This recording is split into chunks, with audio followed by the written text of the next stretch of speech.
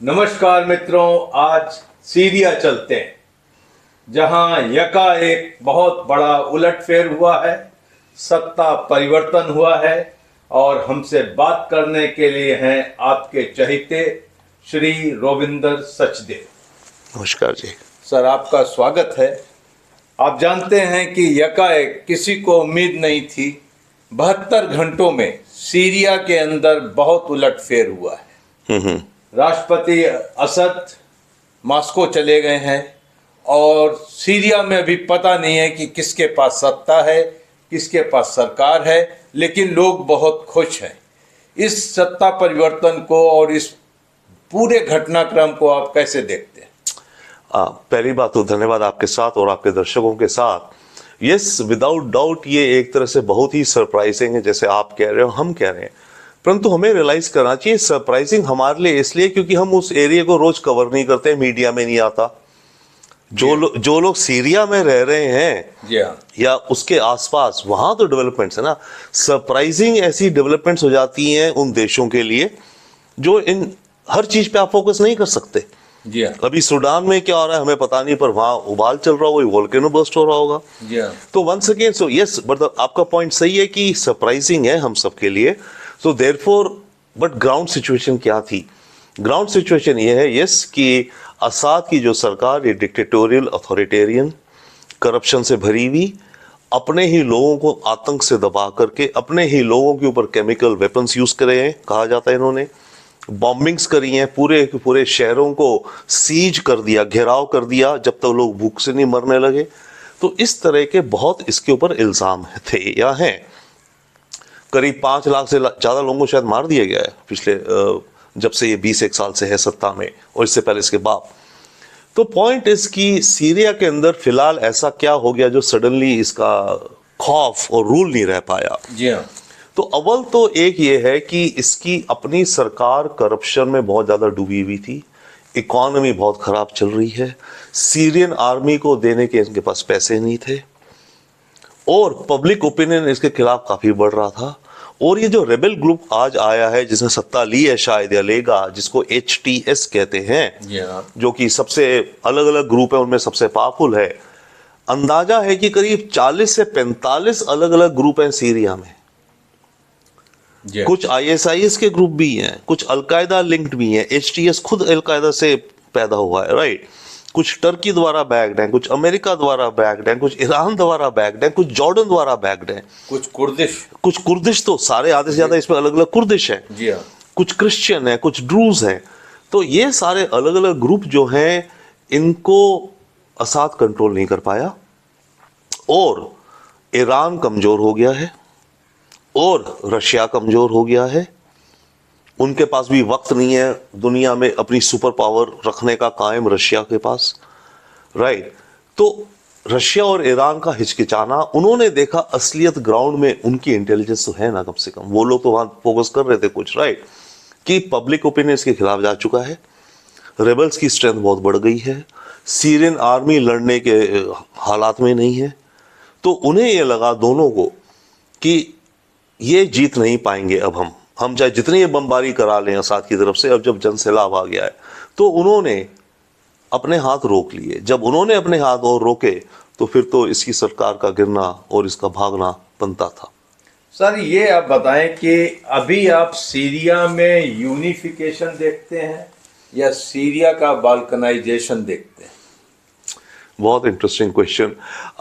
शायद अभी फिलहाल ऑलरेडी ही बाल्कनाइजेशन हो रखा है सीरिया का ऑलरेडी, जैसे आप जानते हैं, आप कह भी रहे थे। देखिए, सीरिया के जो नॉर्थ है बॉर्डर जो टर्की के साथ, वहाँ पे एक बहुत बड़ी प्रॉब्लम है।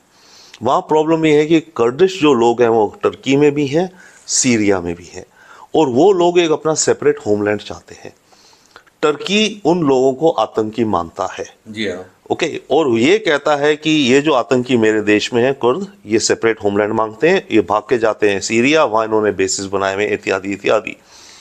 तो टर्की बड़े लंबे समय से अलग अलग तरीके से जो सीरिया के कर्ड रीजन्स हैं वहां पर अपनी मिलिट्री प्रेजेंस या उनके साथ पार्टनरशिप कर रहा है, क्योंकि वो लोग सीरिया सरकार के भी खिलाफ हैं।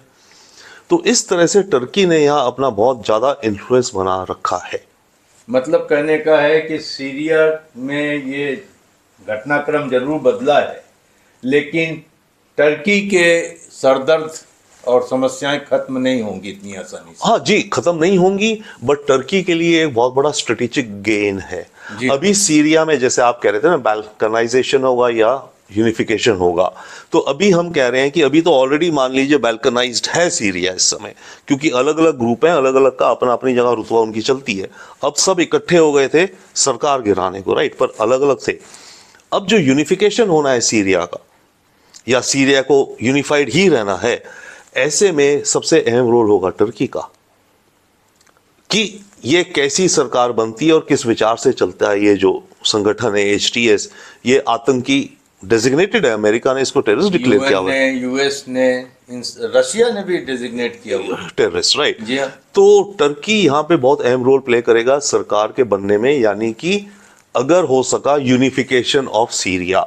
बट टर्की अपना पाउंड ऑफ फ्लेश चाहेगा, जो कि उसे है कि जो बॉर्डर है, बॉर्डर से करीब सीरिया के अंदर से पहले भी एक जोन बना रखा था, करीब 50 किलोमीटर का बेल्ट, जी हाँ। कि उस 50 किलोमीटर की बेल्ट में टर्की अपना इंटरेस्ट रखेगा कि यहां के जो कर्ड हैं ये आकर के मेरे देश में अटैक ना करें।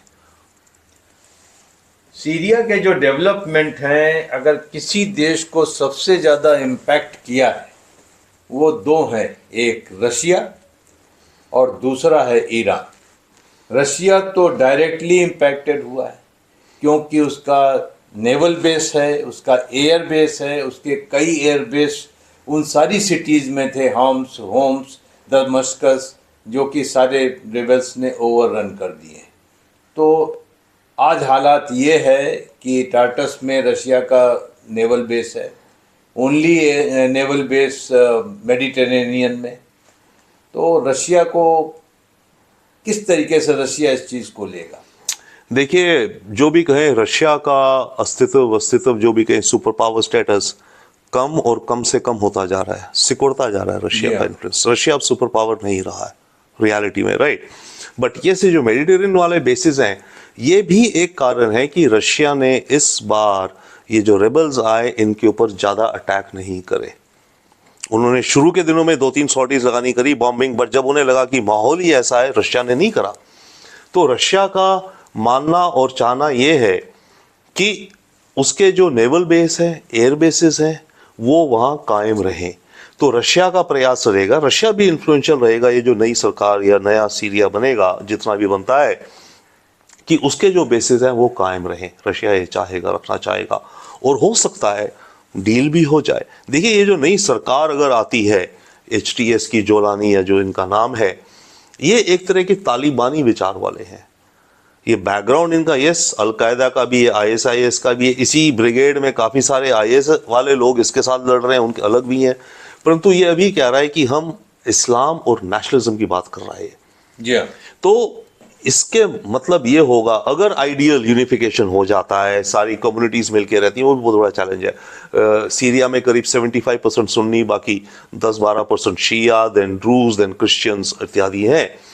तो अगर ये रह जाता है तो आइडियल इनके लिए शायद ये सीरिया को एक अफगानिस्तान टाइप का बनाएंगे, जहाँ पे शारिया होगा, अथॉरिटेरियन होगा, कंट्रोल होगा, पर हाँ, ये शायद जिहाद एक्सपोर्ट नहीं करेंगे। ओके।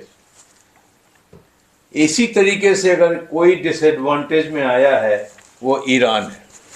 आपको याद होगा IRGC के हेडक्वार्टर्स थे, हिजबुल्लाह का हेडक्वार्टर्स था, ईरान के लिए ये सेकंड होम था। यकायक ईरान सीरिया के नक्शे से गायब हो गया। यहाँ पर ईरान को भी डिसएडवांटेज है। तो यहाँ पर एक साइलेंट प्लेयर भी उभर के आता है और वो है इजराइल।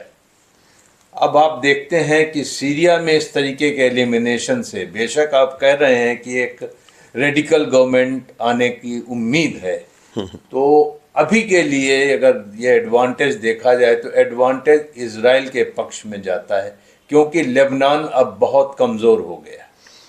कैसे आप लेते हैं? जी हाँ, बिल्कुल एडवांटेज इजराइल के लिए जाता है, और अच्छा एडवांटेज जाता है। सीरिया में ईरान द्वारा जो शिपमेंट्स आती थी हिजबुल्लाह को, वो सीरिया द्वारा आती थी। गोदाम थे इरानियन वेपन्स के, जी हाँ। वेयर हाउसेस थे, उनको रखा जाता था और वहां से उनको हिजबुल्लाह भेजा जाता था। तो वो सारी सप्लाई चेन, वो सारी ज्योग्राफी अब एलिमिनेट हो गई है हिजबुल्लाह के लिए, जो सप्लाई चेन पीछे से आ रही थी ईरान की। और असाद चाहे जो भी हो, एक तरह से एंटी इजराइल बोलता था, पर वो उसकी सीरियन आर्मी कुछ नहीं करती थी, राइट। अब जो आएगी सरकार कह नहीं सकते, वो ये है कि वेस्ट की होप या इजराइल की होप ये कि चाहे जैसे भी हो, तालिबानी टाइप हो, अपने रीजन के अंदर ही जो करना है करें, एक्सपोर्ट ना करें और हमसे लड़े ना। इनका विचार या होप ये है अभी, और ये ट्राई कर रहे हैं अमेरिका और इजराइल मिलके ऑलरेडी। अभी ये पोस्ट रिबेलियन एक चीज है, जाते जाते राष्ट्रपति जो बाइडेन इसका क्रेडिट लेंगे कि उनके रहते हुए ये हो गया। अभी अमेरिका यहाँ कैसे प्ले करेगा? अमेरिका और टर्की सेम पेज पर नहीं दिखते हैं, नेटो में भी काफ़ी उनके बीच में रहता है जी। अब यहाँ पर इस रीजन के अंदर टर्की लीड करना पसंद करेगा, वो अमेरिका को कोई जगह देगा? क्योंकि अमेरिका ने कहा है कि वो जो डी कॉन्फ्लिक्ट जोन है वो छोड़कर नहीं जा रहा है। पहले उन्होंने अल तनफ के को छोड़ने की बात की थी जब उस पर अटैक होते थे। अभी सुन रहे हैं कि अमेरिका ने कहा है कि वो डी कॉन्फ्लिक्ट जोन छोड़कर नहीं जा रहा है। इसके मतलब है अमेरिका एक बड़ा गेम, बड़ी पारी यहाँ खेलना चाहता है। तो कैसे देखते हैं आप इसको जब डोनाल्ड ट्रंप आएंगे? देखिए, दो तीन चीजें हैं। डोनाल्ड ट्रंप ने तो एक कहा है कि हमें कोई जरूरत नहीं है इस मामले में इंटरफेयर करने की, ना हमारा दोस्त है ना कुछ है, इनको अपना ही करने दो। ये डोनाल्ड ट्रंप ने कहा है, इसका नी जर्क रिएक्शन है जो उसकी पॉलिसी हुई ओवरऑल कि हम कहीं नहीं जाएंगे अभी के लिए। परंतु अमेरिका को इन्वॉल्व होना पड़ेगा, वन। सेकेंडली, जहां तक रही बात टर्की की, टर्की सबसे ज्यादा इन्वॉल्व रहेगा। और बाय द वे, अमेरिका के जो मैसेज वगैरह जो इन रेबल्स एचटीएस से कम्युनिकेशन चल रहा था, वो टर्की के द्वारा ही चल रहा था। टर्की अमेरिका के बीच में और इन रेबल्स के बीच में कम्युनिकेशन एक्सचेंज करवा रहा था। तो टर्की का रोल रहेगा, बहुत एक्टिव रहेगा जिन जिन चीज़ों में भी। बाय द वे, टर्की के रोल से इसमें हमें देखना चाहिए, भारत को हमें कोई डायरेक्ट इंटरेस्ट तो है नहीं वहाँ की जियोपॉलिटिक्स में। हाँ, सारा कुछ है, तेल है, मिडल ईस्ट होता है, ये वो। But in a long term और मीडियम टर्म टर्की भारत की पोजीशंस को लेकर के कई बार हमें इरिटेट करता है। जी हाँ। तो इसमें हमें ये होगा, थोड़ा सा हमें सोचने की बात है कि टर्की का भारी होना हमारे लिए थोड़ा ज़्यादा कुछ हमारे लिए एक चिंता की बात है, क्योंकि टर्की अपनी चौधरी बना इस्लामिक वर्ल्ड में versus Iran versus Saudi establish करना चाहता है, अमेरिका से लिवरेज लेना चाहता है। तो हमें मतलब टर्की का ज़्यादा पावरफुल होना या दुनिया की मेन चीज़ों में इंटरफेयर करना हमारे लिए कोई ज़्यादा वेलकम सब्जेक्ट नहीं है।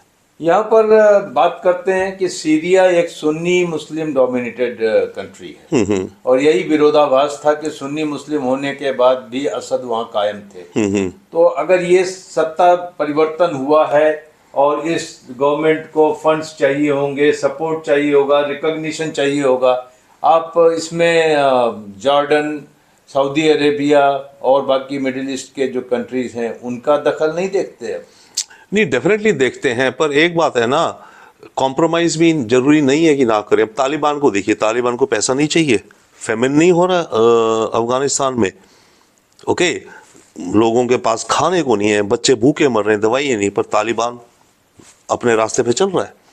तो जरूरी नहीं है कि नेशंस इस तरह के, इस नेचर के, कि जो हम नॉर्मल सोचते हैं कि मॉडर्नाइजेशन ये है, ये चाहिए, रिकग्निशन चाहिए, एड चाहिए, तो तब वो कॉम्प्रोमाइज करेंगे। तो जरूरी नहीं है ये करें भी, बट हाँ, यू आर राइट, अगर करें दिखता है तो ऐसे में यस, अरब एमिरेट्स ऑलरेडी बात कर रहा है, सऊदी अरब ऑलरेडी बात कर रहे हैं फाइनेंशियल हेल्प की, क्योंकि वो भी नहीं चाहते कि ये इलाका डिस्टेबलाइज हो। जॉर्डन कर रहा है, पर जॉर्डन इन्वॉल्व है, क्योंकि कुछ मलेशिया रेबल ग्रुप्स को तो जॉर्डन, जो इनके साउथ में हुए, जो जॉर्डन से बॉर्डर है, वहां से जॉर्डन का सपोर्ट है, जॉर्डनियन आर्मी का, जॉर्डनियन स्पेशल एजेंट्स का, जो भी कहिए। तो जॉर्डन भी इन्वॉल्व है, बट इकोनॉमिक में जॉर्डन के पास पैसा है नहीं, वो तो अमेरिका की उस पे रहता है हर साल, राइट, एड पे। तो जिन पे पैसा है वो ये दो हैं ज्यादा, यूएई, हाँ, Saudi and also Qatar already role play कर रहा है इसमें। कतर हर जगह अपना एक इम्पोर्टेंट रोल बना लेता है, तो कतर भी रोल प्ले कर रहा है। साइज के हिसाब से वाकई इंपॉर्टेंट है। यस। एक सवाल ये है कि हमने कई जगहों की ऐसे सिचुएशंस देखे हैं जहां की सत्ता मेल्ट डाउन कर रही है, सत्ता लड़ लड़ के जगह नहीं छोड़ती है। एक तरीके से मेल्ट डाउन का ये नया ट्रेंड चला है। आप लीबिया में देखें, अभी हाल में बांग्लादेश में हो गया, अभी हाल में आपने कोरिया का वो लिया, और अभी आप असद को देख रहे हैं। कोई कह ही नहीं सकता था कि असद इतने सालों से सत्ता पे काबिज हैं। रूस जैसी शख्सियत उनको बैक कर रही है और उनको बस इतना ही मौका मिला कि वो अपना हवाई जहाज दमश्क से टेक ऑफ कर सके। तो ये क्या नया ट्रेंड है? नहीं सर, ये नया ट्रेंड नहीं है, ये एक फिनोमिनन है। इस पे एक्चुअली मैंने किताबों में चैप्टर लिखा है। ओके। ये फिनोमिनन को मैं कहता हूँ प्रेशर कुकर। ओके। ईरान का जब रेवोल्यूशन हुआ, जब खोमेनी आया, दुनिया को क्या पता था क्या होगा? सडनली लगा ये हुआ। बात ये है कि इन देशों में जहां भी ये चीजें होती हैं, अंदर ऑलरेडी बड़े उबाल बवाल उठ रहे हैं। जी हाँ। वो हमें नहीं पता क्योंकि हम वहां से दूर हैं और शायद हम हर न्यूज को ट्रैक नहीं कर सकते, राइट? तो इन देशों के अंदर जो भी प्रेशर कुकर सिचुएशन बनती जाती है, और फिर कभी एक ऐसा मौका आता है जैसे प्रेशर कुकर की सीटी खुलती है ना, या वो ज्यादा खुल जाए तो फिर वो बर्स्ट हो जाती है। जी हाँ। तो पॉइंट इसकी कोई ट्रिगर हो जाता है, तो प्रेशर कुकर बड़ा प्रेशर में है। तो जैसे इरानियन रेवोल्यूशन में जो इंसिडेंट हुआ, मुझे भी ध्यान नहीं आ रहा, पर बांग्लादेश का देखिए। बांग्लादेश के केस में ये था कि इनके रिजर्वेशंस की बात को लेकर के कि सरकार में जो 71 के फ्रीडम फाइटर्स उन्हीं को रहेगी इत्यादि, या जो भी था, राइट? तो वो एक मुद्दा बन गया। वो मुद्दा कई बार एक जो छोटी ओपनिंग कर देता है, नीचे इतना प्रेशर होता है कि पूरा प्रेशर कुकर बर्स्ट कर जाता है।